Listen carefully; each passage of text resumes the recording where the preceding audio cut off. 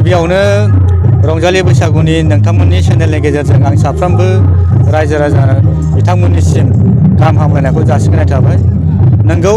दिनैहाय बनगाव दख'रा दुलाराय बर' फरायसा आफाद आरो बनगाव दख'रा दुलाराय हारिमु आफाद जों मोननै आफादजों जथायै खाग्राबारि गामिनि जे दिहुं स्पर्ट्स क्लाबनि जे गेलेग्रा फोथार, बे गेलेग्रा फोथाराव रंजालि बैसागु फोरबो फालिथाय जों बेखौ खुंफुंनाय जादों। बे रंजालि बैसागु फोरबो फालिथाया देग्लाय जोङो नैथि खेब खुंफुंनाय जादों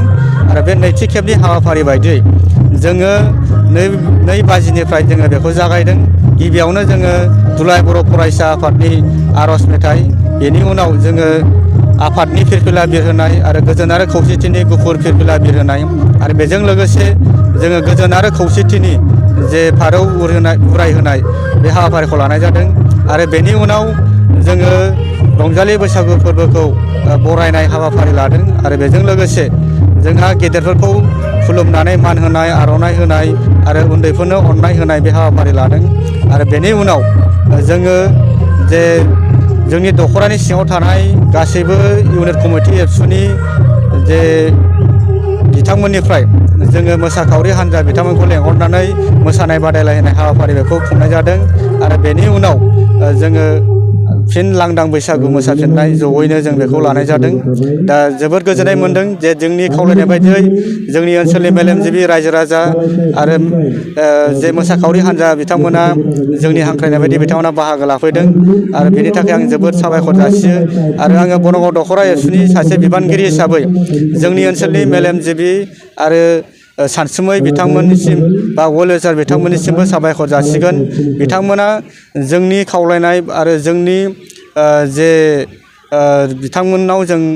जे माखासे डनेसन बिनाय बायदियै बिथांमोना जोंनो डनेसन हरदों, बेनि थाखाय आङो जोंनि मेलेमजिबि आरो वेल विशार बिथांमोननिसिम आङो साबायखर जासिबाय आरो साफ्रोमबो बेयाव बाहागो लाफैनाय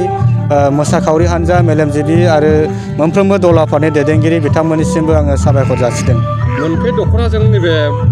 गोथार बैसागु फोरबो फालिनाय जादों। मोनफे दख'राखौ लानानै नैबे गोथार बैसागु फोरबोखौ फालिनाय जोङो बनगाव दख'रा एबसु आरो बनगाव दख'रा दुलाराय बर' हारिमु आफाद मोननै आफादजों जोङो जथायै बेखौ खुंफुंनाय जादों आरो जोङो थांनाय बोसोरनिफ्राय खुंफुंदों आरो उननि समाव जों बेबायदिनो खुंफुंलांनो थाखाय जोङो थाग थियारि जाबाय थादों। दानि डिजिटेलाव जों नुनो मोन्दों जे माने जोंनि बर'नि दामजु दामनायखौ बाहायनायखौ नुवाखै, माने खालि जों नुनो मोन्दों माने रेडिमेड केसेटजोंहाय मोसानायखौसो नुनो मोनो। दा बेनि सायाव नोंथाङा मा बुंगोन? जोङो दुलाराय बर' फरायसा आफाद आरो हारिमु आफाद जोंनि दख'रा एबसुआ बोसोरफ्रोमबो जोङो रंजालि बैसागु फोरबो खुंफुंनायनि सिगां जोङो जोंनि बर'नि दामजुफोर खाम, सिफुं, सेरजा, जथा बेखौ दामनाय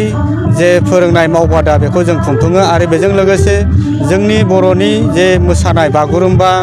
बारदै सिख्ला मोसानाय, मोसाग्लांनाय आरो गोबां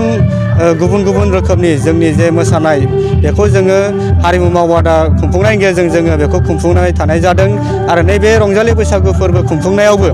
जोङो जोंनि खाम, सिफुं, सेरजा, जथा जोंनि बर'नि दामजुफोरखौ लानानैनो जोङो